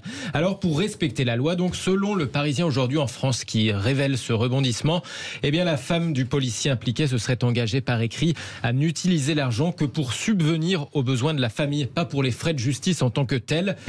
C'était le but affiché de la cagnotte quand Jean Messia, ancien porte-parole du RN rallié à Éric Zemmour, l'a ouverte. En tout cas, aujourd'hui, jour de fête nationale, un syndicaliste policier, Mathieu Vallée, a tenté de prendre à partie le président Macron sur ce cas très particulier du policier auteur du tir mortel à Nanterre. Le chef de l'État qui avait parlé, souvenez-vous, à l'époque de faits injustifiables et inexcusables. Eh bien, face au porte-parole du syndicat indépendant des commissaires de police, Mathieu Vallée, Emmanuel Macron a refusé de revenir sur ses propos, de se déjuger. On a besoin que vous souteniez les policiers et les gendarmes, même quand c'est difficile. Et je le fais en permanence. Même le policier qui a tiré, vous savez. Mais non, là je suis en désaccord avec vous, c'est que soutenir, ça n'est pas être complaisant. Je sais bien, je soutiens, oui, mais j'ai toujours laissé la justice faire. Je n'ai jamais parlé d'un cas individuel. Je n'ai jamais parlé d'un cas individuel. Les policiers tiennent la République à bout de bras, c'était dur. La République, elle tient par l'ordre, et elle tient avec des policiers qui respectent toutes les règles de déontologie. Le policier doit les exactement, mais c'est pour ça qu'on doit aussi la transparence. Tout à fait. Donc vous m'avez toujours vu à vos côtés quand vous étiez attaqué, vous m'avez toujours vu à vos côtés quand il a fallu investir et créer des postes. Donc là on crée 200 brigades. Simplement, quand il y a une connerie qui est faite, il faut le dire. Voilà, je soutiens la police, mais quand il y a une connerie qui est faite, faut le dire, répond le président Macron à ce policier qui vient l'interpeller. Un échange partagé sur Twitter par ce syndicaliste policier Mathieu Vallée. La République par l'ordre, quand on fait une connerie, il faut le dire, Philippe Bilger. Oui, mais je trouve que Mathieu Vallée a tellement raison. D'ailleurs, à un moment donné, le président avait semblé l'admettre. Sa première déclaration au président Macron met à bas la présomption d'innocence inexcusable et injustifiable. C'est cela ou autre.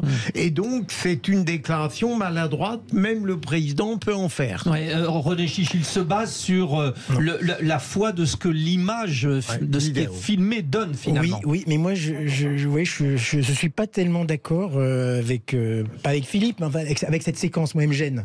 Moi, je ne comprends pas que le syndicaliste, c'est ce matin, lors du défilé, que le syndicaliste, que je connais, Mathieu Vallée, c'est ça, se mettre comme ça, apostropher sur ce cas précis, le président de la République, dans ce contexte, je trouve que ça ne va pas. Ça ne se fait pas. On critiquait tout à l'heure les gens qui huaient Macron. Je trouve que ce n'est pas le rôle et le moment pour ce syndicaliste, qui est quand même un syndicaliste très engagé, on le sait, d'avoir ce genre de discours. Mais je trouve aussi, en même temps, qu'Emmanuel Macron se prête trop au jeu du syndicaliste et répond un peu, je trouve, un peu naïvement, un peu bêtement.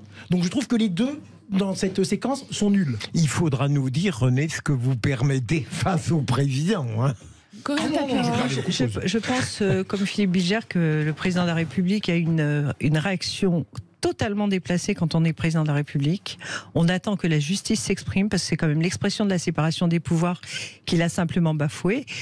Maintenant, Mathieu Vallée qui l'interroge, peut-être qu'à aucun moment il n'a voulu s'exprimer devant eux, peut-être qu'il faut comprendre aussi que les policiers, par cette seule déclaration, ils sont tous sentis menacés parce qu'ils ont été jetés d'une certaine manière assez globalement en pâture à une population assez énervée de gens qui ont tous des anges dans leur entourage et qui sont des anges condamnés plusieurs fois et qui ne sont jamais passés par la casse-prison par la grâce des remises de peine. Et à un moment, il faut calmer les esprits aussi. C'est le rôle du politique quand même. Alors le politique, là, je pense qu'il les a pas calmés, bien au contraire avec ce qu'il a dit. Quand ils font des conneries, il faut le dire, mais il faut être encore capable de l'apprécier cette connerie et d'avoir tous les éléments entre les mains.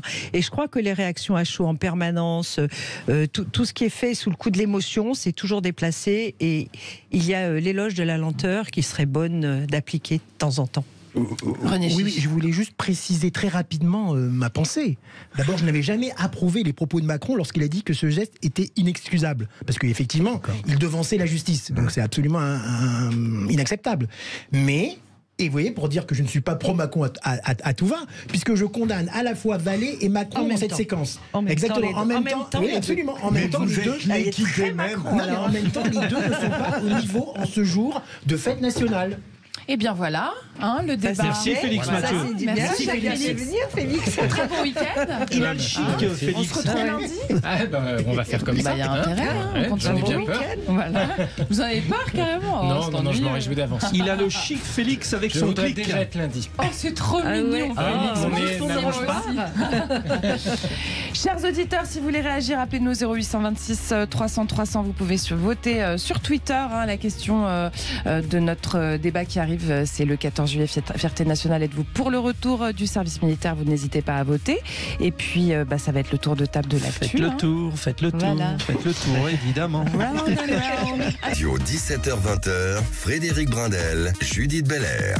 Il est 18h17 et vous êtes bien sur Sud Radio, chers auditeurs. C'est chacun le sien, là. C'est chacun le sien. Philippe Bilger est prêt, Corinne Tapiero aussi, René Chiche aussi. C'est l'heure, tour de table.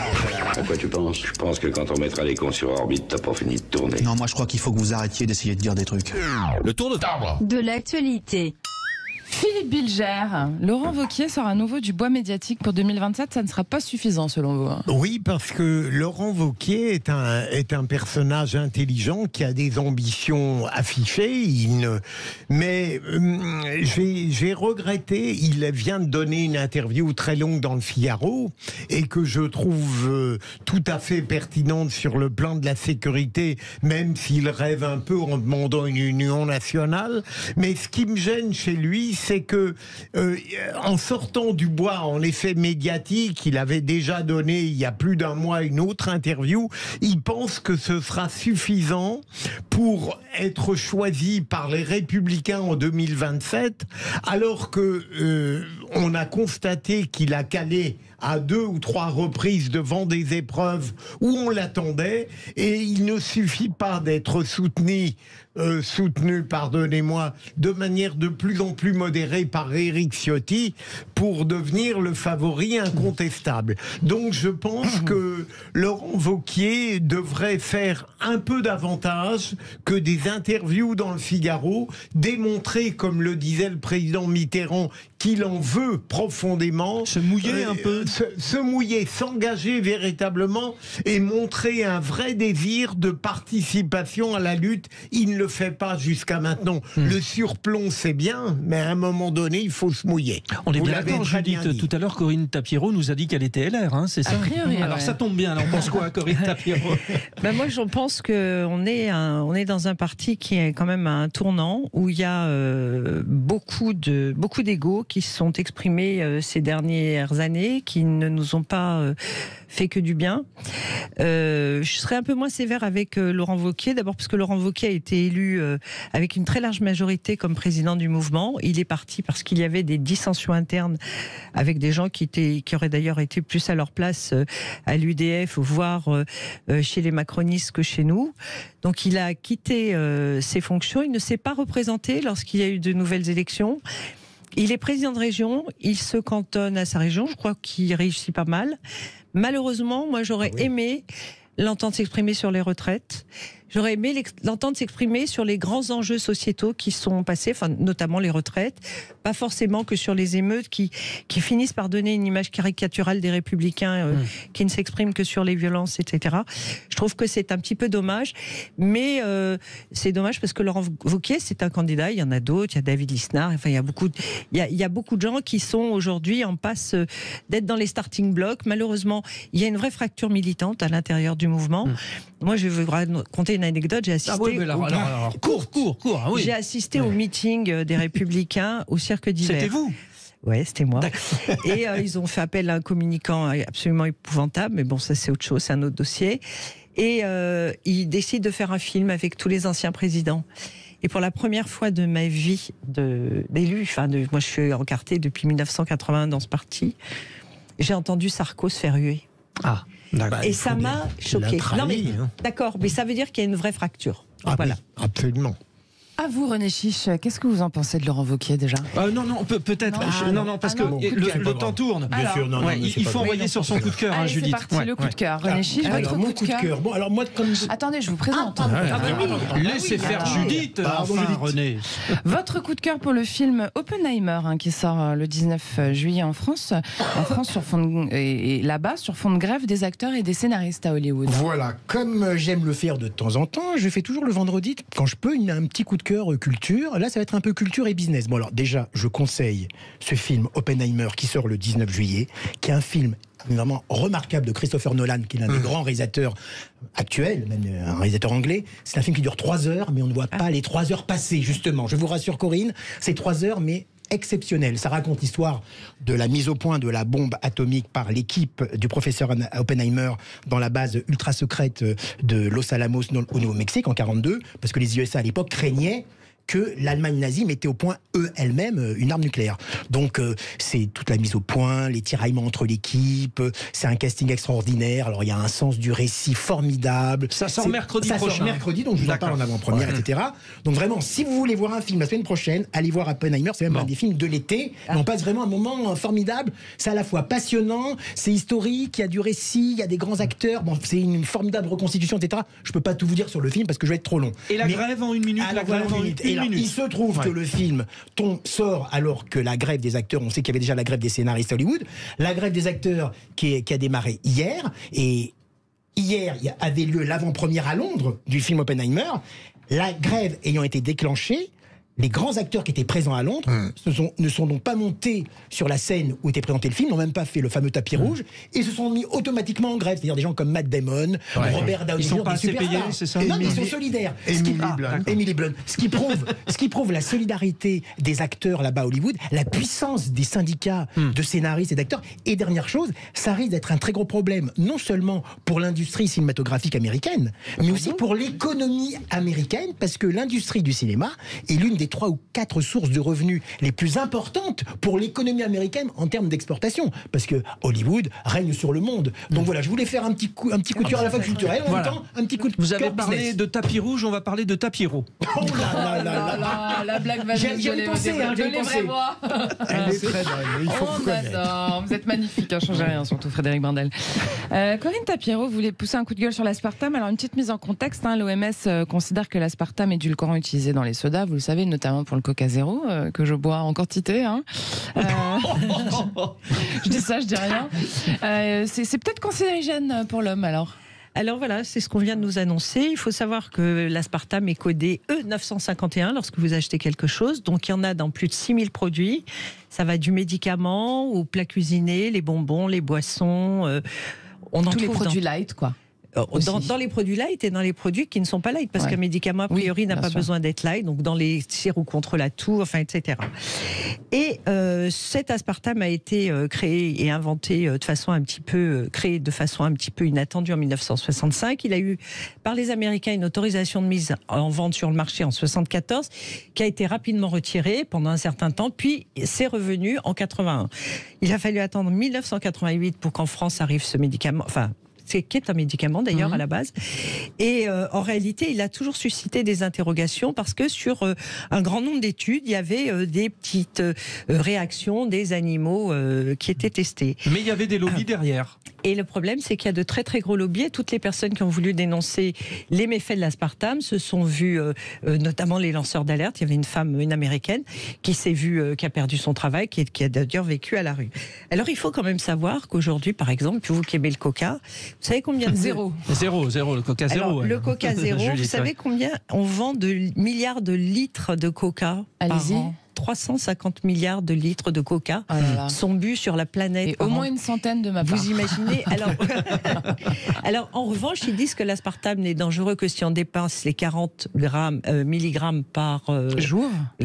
Par kilo, par masse corporelle. Enfin, c'est un calcul savant, mais on se rétracte systématiquement parce qu'en fait, c'est une vaste hypocrisie de la santé. Soit c'est dangereux et on l'arrête.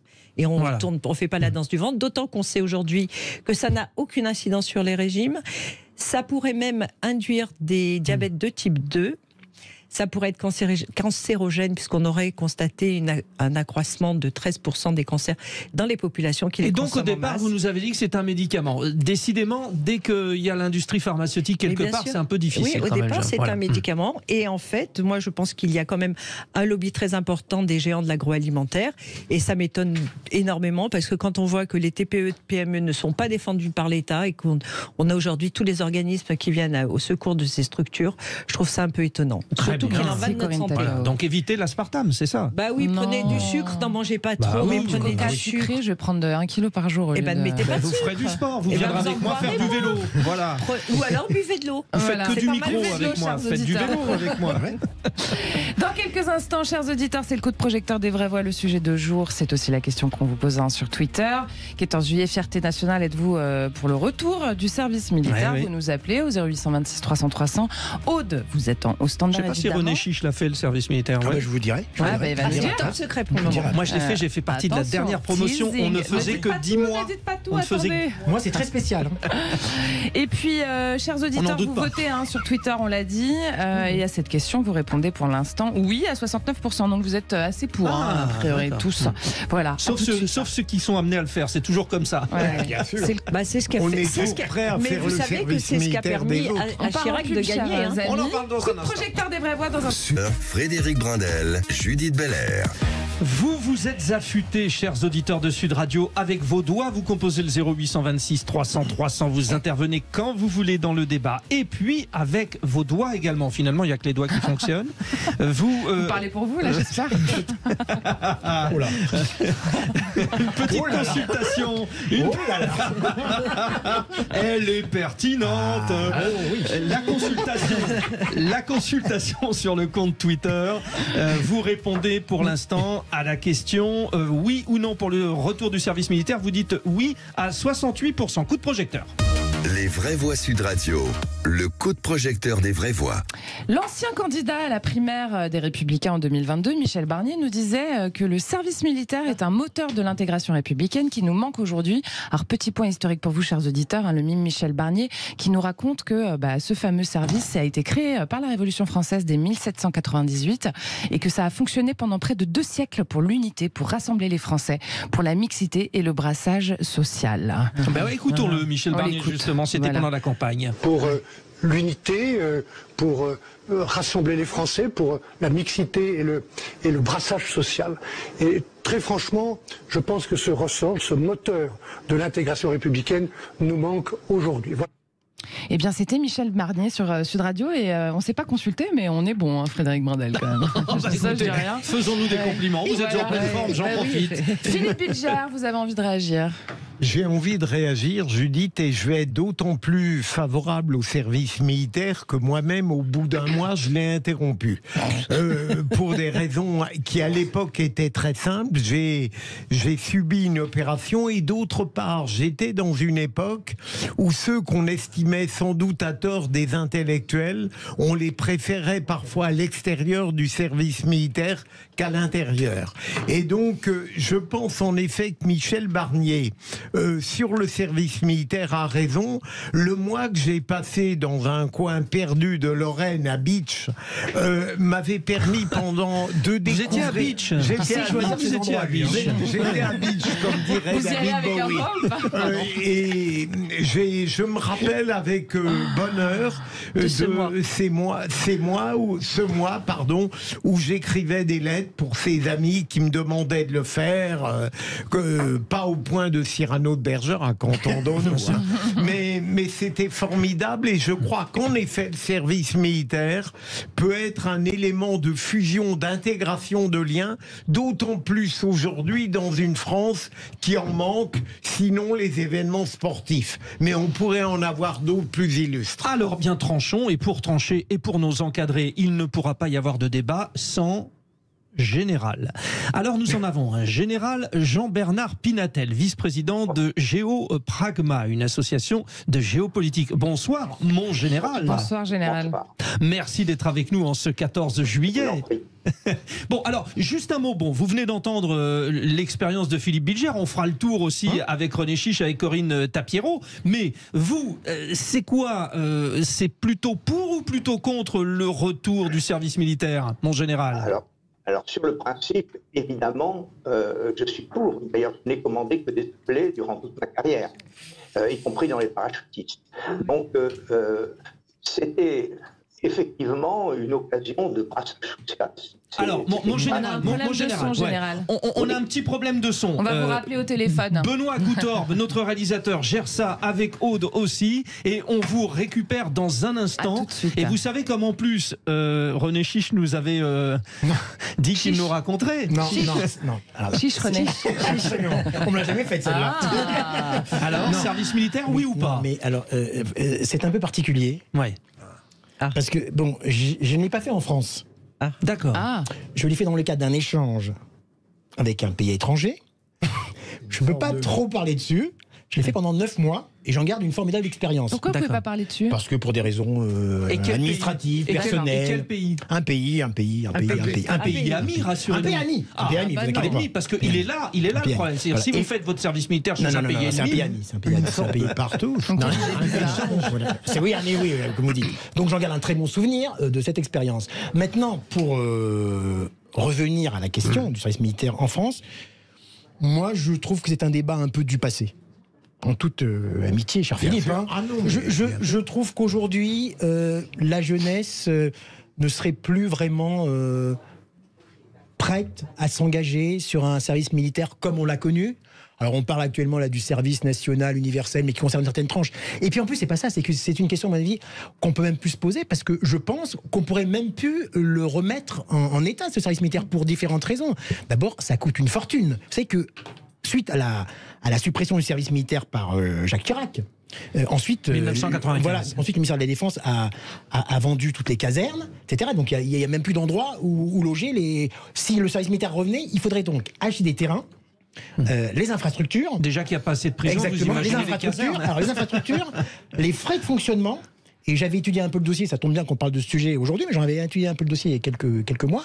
Ça coûterait au bas mot à peu près 30 à 40 milliards. Vous voyez. Alors, est-ce que vous pensez qu'aujourd'hui, on a les moyens d'avoir autant d'argent à mettre pour réinstaurer le service militaire? Moi, j'y crois pas. Général Pinatel, c'est un peu ce que vous dites, vous aussi, finalement, hein, que ça serait trop onéreux et très difficile à remettre en place. Ah, vous n'êtes pas là. Eh bien, nous l'avons perdu. On va réussir. C'est 14 juillet. Je peux faire le général. C'est 14 juillet. Corinne Tapiro, vous voulez réagir? Alors, moi, je suis assez amusée de cette proposition de Michel Barnier. Bon, je suppose que lui a fait l'armée. Je suis étonnée, d'abord parce que cette proposition, c'est en gros ce qui a aussi permis à Jacques Chirac de gagner en 1995, parce que beaucoup de parents... Et il était ministre de son gouvernement, Michel Barnier, exactement, à l'époque. Et donc, quand il a annoncé cette mesure, beaucoup de parents dont les enfants devaient faire l'armée dans l'année ont voté pour lui, alors que ce n'était pas du tout leur conviction. C'est vrai. Parler de l'intégration républicaine, moi je suis pas d'accord du tout. Au mieux, c'était un formidable lieu de mixité sociale qui permettait à chacun de se retrouver dans un milieu qui n'était pas le sien. L'intégration républicaine, à mon sens, elle doit se faire ailleurs. Elle devrait se faire à l'école. Avec ce qu'on investit sur l'école, je pense qu'il serait grand temps qu'on le fasse. Et à mon sens, sur ces questions, l'erreur sémantique vient d'utiliser le terme républicain. En fait, c'est pas républicain, c'est national qu'il faudrait dire. Parce que cette intégration, cette reconnaissance de la nation, c'est pas forcément la reconnaissance de la République en tant que telle, qui est un système politique. La nation française, moi, quand j'entends la Marseillaise, j'ai une certaine fierté parce que je me sens appartenir à une nation. Quand j'entends la Marseillaise, je dis pas « Ah, j'appartiens à la République française ». Non, j'appartiens à la nation française. Et je crois que tant qu'on n'arrivera pas à accepter cette différence de sémantique et la réalité des termes, c'est ça aussi qui marche pas bien. Parce qu'on met, dans République, on met tout. À mon avis, c'est une erreur. Et bien évidemment, on a déjà mené cette réflexion, ça coûterait non seulement une fortune, on n'arriverait plus à enrôler les jeunes, et d'autant qu'il y a quand même un temps avec, par exemple, je vais rajouter une difficulté, avec admission post-bac, si les jeunes devaient faire l'armée, ils ne pourraient plus bénéficier de leur affectation, tout serait très compliqué. C'est le retour du général Pinatel. Général. Alors, oui. Alors, ce qu'on disait, c'est que ça serait trop onéreux et impossible à remettre en place, ce fameux service militaire. C'est un peu ce que vous dites, vous aussi. Hein. Bien, vous savez, aujourd'hui, une classe d'âge, c'est 800 000 personnes, puisque les femmes devraient faire le service militaire également. Oui. Même si on faisait que 3 mois, ça ferait 200 000 personnes à peu près. L'armée française aujourd'hui, c'est 200 000 personnes, hein, vous voyez, donc 30 000 officiers, 90 000 sous-officiers, eh bien il faudrait pouvoir recruter 15 000 officiers, de l'ordre de 45 000 sous-officiers pour encadrer ces jeunes pendant 3 mois, plus les infrastructures. Alors je ne dis pas que c'est impossible, c'est une question de volonté, mais ça mettrait beaucoup de temps à monter en puissance.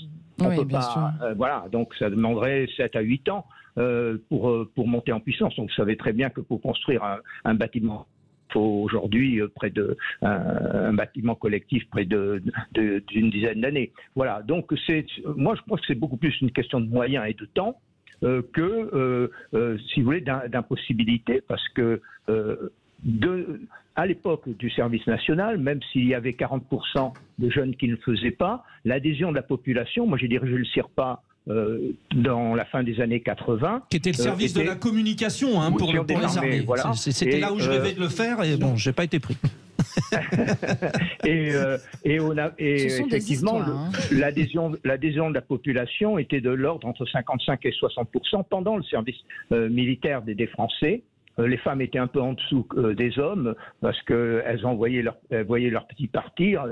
Mais voilà, donc et il y avait un intérêt aussi très important pour l'armée, c'est qu'on recrutait beaucoup de sous-officiers et d'officiers qui n'auraient jamais connu le milieu militaire. Pour les parachutistes, j'ai recruté mes meilleurs sous-officiers et souvent de très bons officiers que j'ai fait rengager après le service militaire. Et qui ont engagé Mon général, ça réagit justement, les auditeurs de Sud Radio réagissent. 0826 300 300, vous nous appelez, on reçoit Alain. Bonjour Alain.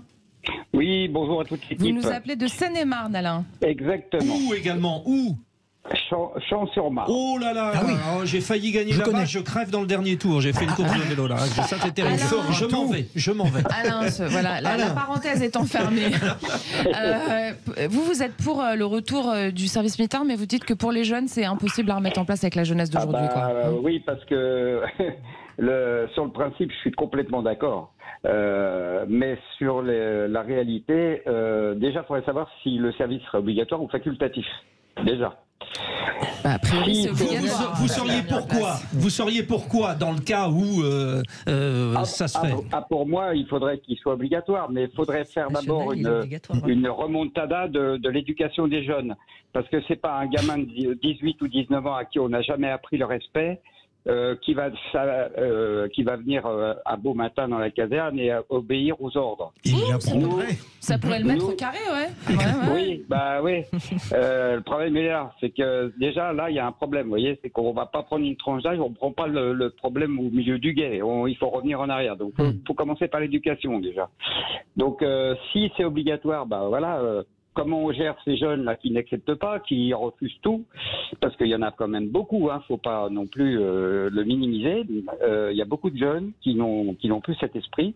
Comme il a été dit tout à l'heure, d'ailleurs, la jeunesse a changé. Donc, il faut s'adapter. Alain, justement, moi, ça me semble crucial ce que vous êtes en train de dire, c'est que, est-ce que ce n'est pas déjà trop tard quand ils arrivent au service militaire? Mon général, ce qu'on attend du service militaire, c'est aussi de remettre tout le monde dans le bon ordre. Ce que dit Alain, ça vous semble réalisable ou pas? Il a raison sur une partie de la jeunesse actuelle, mais sur une partie seulement. Vous savez, même aujourd'hui, on éliminerait environ 25% pour différentes raisons. Déjà, si je peux dire de mon temps, on éliminait tous les drogués. Les drogués ne faisaient pas leur service militaire. Donc, au moment des 3 jours. Donc, disons pour 3 mois et 200 000 personnes, on en éliminerait d'emblée environ 50 000. Donc ça serait 75% qui ferait leur service militaire. Donc il y aurait déjà... ça dépend quelle drogue. Ça c'est à la louche. Mais il a raison sur le problème. Cela dit, on sait les prendre, les jeunes. Moi, par exemple, j'ai récupéré tous les motards des années 80 dans mon régiment, là. Parce que j'avais fait une expérimentation moto, et je peux vous assurer que les motards en colère des années 80, c'était des gars qu'il fallait encadrer. Les blousons noirs. On arrivait à le faire. Donc, vous aviez des disques de Johnny Hallyday pour les calmer. Le problème est beaucoup plus un problème pratique, soyons clairs, qu'un problème de principe. Bon. Merci. Vous continuez à réagir 0826 300 300. On est toujours avec Corentin, toujours à Mourinx, en Pyrénées-Atlantiques. Alors Corentin, qu'est-ce que vous pensez de tout ça, vous? Est-ce qu'il faut rétablir ce service militaire ou pas? Alors oui, mais le problème c'est comme vous l'avez dit, ça coûtera vraiment très très cher de le faire. Les jeunes qui voudront pas le faire, comme il a été dit précédemment, ils essaieront soit de partir du territoire, mais pour des études, donc par exemple, ou se cacher, comme ça a été fait. Moi j'ai beaucoup de gens qui me disaient qu'ils se cachaient pour pas aller faire le service militaire, et je pense que actuellement les forces de l'ordre ont autre chose à faire que de courir après des jeunes qui veulent se cacher. Vous étiez caché, vous étiez déjà cette génération-là ou pas? Non, malheureusement, je suis né au moment où ça a été abrogé. Ah, c'est vous, parce que moi c'était juste avant, Corentin. Voilà, donc c'est vrai qui avait des idées de génie pour pas faire l'armée, il s'inventait des trucs, il dormait pas pendant 4 jours, il buvait une tonne de café. Il y a des films là-dessus, celui qui se fait passer pour sourd, qui sort, et il y a quelqu'un qui fait tomber une pièce, il se retourne et allez, vous revenez. Voilà. Philippe Bilger. Mon général, j'ai bien compris compris tout ce qui s'oppose matériellement, financièrement, psychologiquement au retour du service national. Mais est-ce que vous ne pensez pas que sur l'autre plateau de la balance, il peut y avoir des avantages considérables tels que, par exemple, restaurer le lien entre les jeunes et la patrie? Est-ce que ça ne mériterait pas d'être examiné? Bon, déjà, il faut bien penser que si on rétablissait le service militaire, ça serait pour 3 mois maximum. Ensuite, pour les mettre dans la réserve, parce que compte tenu des 800 000 personnes de chaque année qui sont les classes hommes et femmes, ça ne pourrait pas porter sur plus de 200 000 et encore avec, comme je l'ai dit, au moins 25% qui seraient éliminés. Mais je suis entièrement d'accord. Je suis entièrement d'accord que c'est important pour le lien. Et par exemple, moi, dans mon régiment, j'avais à peu près 10% des jeunes qui arrivaient qui ne savaient plus lire ni écrire. Et tous les soirs, avec d'autres appelés, on leur apprenait et on leur faisait passer le certificat d'études avant la fin du service. Donc c'est important, effectivement, mais la barrière, et c'est toujours pareil, et notamment la barrière politique, c'est que si vous démarrez ça au début d'un mandat, eh ben, il faut au moins 2 mandats pour en tirer le bénéfice. L'armée, finalement, elle permet de combler certaines lacunes. Enfin, ça a été le cas, en tout cas à l'époque, justement, sur ces gens qui ne savaient pas lire. Donc, quand on entendait tout à l'heure qu'il faut éduquer avant de mettre au régiment, finalement, mettre au régiment, ça permet d'éduquer et aussi sur ces sujets-là. Oui, alors justement, j'allais enchaîner sur ça, parce que alors justement, il faut savoir ce que c'est que l'armée. Est-ce que c'est pour éduquer, pallier au manque d'éducation des gens, bien pour former des futurs soldats qui seront ensuite éventuellement des réservistes. Donc il faut savoir. Il y a aussi resserrer le lien social. Oui, alors le lien social aujourd'hui, même si avant, effectivement, peut-être à l'époque des années 50, 60, 70, le service militaire pouvait servir éventuellement un lien social. Mais aujourd'hui, le lien social, on peut le trouver dans d'autres endroits. On peut le trouver dans les clubs de sport, on peut le trouver dans l'entreprise, on peut le trouver dans plein d'endroits, le lien social. Je veux dire, c'est pas le lien social, il peut exister. En plus, aujourd'hui, je trouve que maintenant l'armée, en 2023, c'est devenu un monstre de technologie. C'est plus du tout l'armée d'avant. Finalement, on a. D'ailleurs, j'aurais aussi une question, si je peux me permettre, à poser au général. Non, c'est fini. On a votre petite conclusion. À vous et à Corinne qui aura un petit mot ma conclusion, c'est que voilà, c'est aujourd'hui l'armée. Pour moi, c'est un monstre de technologie. On a besoin plus de gens experts en technologie que de forces terrestres, etc. Vous voyez, donc de soldats formés durant le service militaire. Corinne Tapiero, pour conclure. Pour conclure, moi, je crois qu'il faut renforcer tout ce qu'on fait à l'école pour reconstruire ce roman national et reconstituer ce lien des jeunes avec la nation, parce que je pense que toute autre solution, c'est un leurre, on n'y arrivera pas. D'abord, c'est coûteux et on ne peut pas croire que l'armée est là pour redresser les enfants, ça ne le fera jamais et on n'arrivera jamais à enrôler tout le monde. Si c'est service national, c'est pour tout le monde et pas pour certains. C'était une belle conclusion. Voilà, merci à tous. Merci mon général. Je vous en prie, merci. Jean-Bernard Pinatel, et vous êtes aussi vice-président du Géopragma, une association de géopolitique aussi. Et on vous retrouve dans quelques instants pour un point sur le Tour de France. Ça a été dur aujourd'hui pour nous. À toutes. Les vraies voix de l'été Sud Radio, 17h-20h, Frédéric Brindel, Judith Belair. Les vraies voix au vélo, on fait le point sur le Tour de France. On revient tout de suite là sur la 13e étape du Tour de France, arrivée dans le Jura au sommet du col du Grand Colombier. 137,8 km aujourd'hui pour les coureurs. Frédéric, avec notre consultant Pascal Chanter. Et on envoie le jingle. Il n'y en a pas. C'est superbe. Écoute, alors on envoie Pascal. Pascal, on est prêt? Hop, il est là, Pascal. Bonjour à tous. Ça arrive. Bonjour Pascal. Bonjour Pascal. Bon, Pascal, j'aimerais rappeler 2 choses. 1, c'est une victoire polonaise ce 14 juillet. Michał Kwiatkowski, qui est un très grand champion, c'est un champion du monde, vainqueur de Milan-San Remo, etc. 2, il y a eu une explication entre les leaders du classement général. Et 3, eh bien les Français ont été lâchés. Aujourd'hui, Pascal Chanteur, on va avec vous décliner chacune de ces thématiques via les questions, et ça commence par Philippe Bilger. Pascal, il y a une question que je me pose depuis longtemps. Dans un monde idéal, on pourrait considérer que le cycliste professionnel pourrait être doué sur le plat, en montagne, contre la montre, dans les sprints, et pourtant ça n'est pas le cas, à part quelques génies du sport comme Jacques Anquetil peut-être. Est-ce que ça veut dire que chacune de ces disciplines impose une morphologie particulière pour permettre d'être bon dans telle ou telle activité? Écoutez, je crois que vous allez me remplacer. Vous avez pratiquement répondu à la question vous-même. Pour un grimpeur, il est clair que beaucoup de suiveurs disaient à un moment donné, pouvaient prétendre que Van Aert était peut-être capable de gagner le Tour de France. Mais lui-même le dit qu'il est trop lourd parce que sa morphologie ne lui permet pas. Un grimpeur, il doit y avoir une référence entre le poids et la puissance qui soit la plus mineure possible, avec un petit poids et une grande puissance. Et un sprinter, eh bien, c'est l'effet inverse. Il faut énormément de force parce qu'il faut développer beaucoup de watts pour pouvoir prétendre à être le plus rapide. Et les fibres musculaires en font aussi partie. Donc la génétique est très importante dans les spécificités de ce sport. Et donc Pascal, ça nous amène sur la question du classement général. Philippe Bilger parle du coureur idéal. Aujourd'hui, celui qui est peut-être le plus complet, c'est Tadej Pogačar. Et aujourd'hui, il a encore grignoté. Rapport de force, Pogačar, Vingegaard. Avantage, Pogačar. 7 secondes les séparent, non 9 ou 7 9 secondes les séparent au classement général. Mais je trouve quand même qu'il y a eu un statu quo qui me laisse penser quand même que Pogačar n'était pas encore dans une forme exceptionnelle, aujourd'hui, parce que il a fait rouler beaucoup ses équipiers. C'est d'ailleurs l'équipe UAE qui a pris la course à son compte.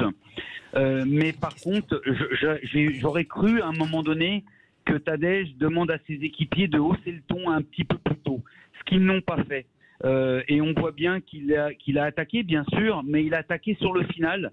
Et je pense que peut-être il ne se sentait pas aussi fort que les jours précédents. Allez, René Chiche. Oui, alors j'ai une question, mais qui est un petit peu. Allons-y, voilà, c'est une question parce que bonsoir Pascal. Bonsoir. J'ai entendu parler d'une polémique entre le quadruple vainqueur Christopher Froome et son patron de l'équipe IPT, Israël Première Tech. Voilà, en fait, Christopher Froome regrette de ne pas avoir été sélectionné dans l'équipe pour ce Tour de France. Il s'estimait capable de le faire. Qu'est-ce que vous en pensez? Ce qui était justifié, Pascal, il n'a pas fait un résultat cette année. Oui, et puis après, c'est toujours pareil. Une sélection, elle appartient à une direction, à une relation par rapport à ses résultats durant l'année. Et certainement que Chris Froome n'apportait pas tous les éléments pour pouvoir prétendre à une sélection sur ce Tour de France. Et aujourd'hui, Christopher Froome est mécontent, mais bien écoutez, ça reste quand même un salarié. Et à un moment donné, il y a une direction qui prend des décisions et que peut-être que la décision, elle lui plaît peut-être pas, mais elle est celle-là. Bon, merci Pascal Chanteur. On fera un spécial Tour de France tout à l'heure à 19h30. Vincent Barthaud, Marc Madiot, Pascal Chanteur seront là. Macho, Corinne ça. Tapiro, du coup, on a dépassé le temps. Non, c'est pas macho. Non, c'est comme vous nous avez dit, je suis pas très inspiré. Je vous avais gardé en dernière, mais comme ça a tourné. Non, ça tourne, tant pis, alors une autre fois. Moi, j'ai l'impression que le Tour de France a beaucoup évolué. Avant, c'était plus individuel. Maintenant, on court par équipe et je pense qu'on perd un petit peu. Ah oui, mais c'est ça qui est beau aussi. Oui, mais on perd un peu de la performance individuelle, donc ce qui rejoint la question que posait M. Bilger. Ouais, voilà. C'est toujours des bonnes questions de M. Bilger. Merci à tous les trois. Je rappelle que ce soir, vous étiez avec Philippe Bilger, président de l'Institut et de la Parole, René Chiche, directeur des rédactions du groupe Entreprendre la Fond Presse, et Corinne Tapiro, conseillère d'arrondissement et présidente de l'Observatoire et des parents. Merci à tous les trois. Si.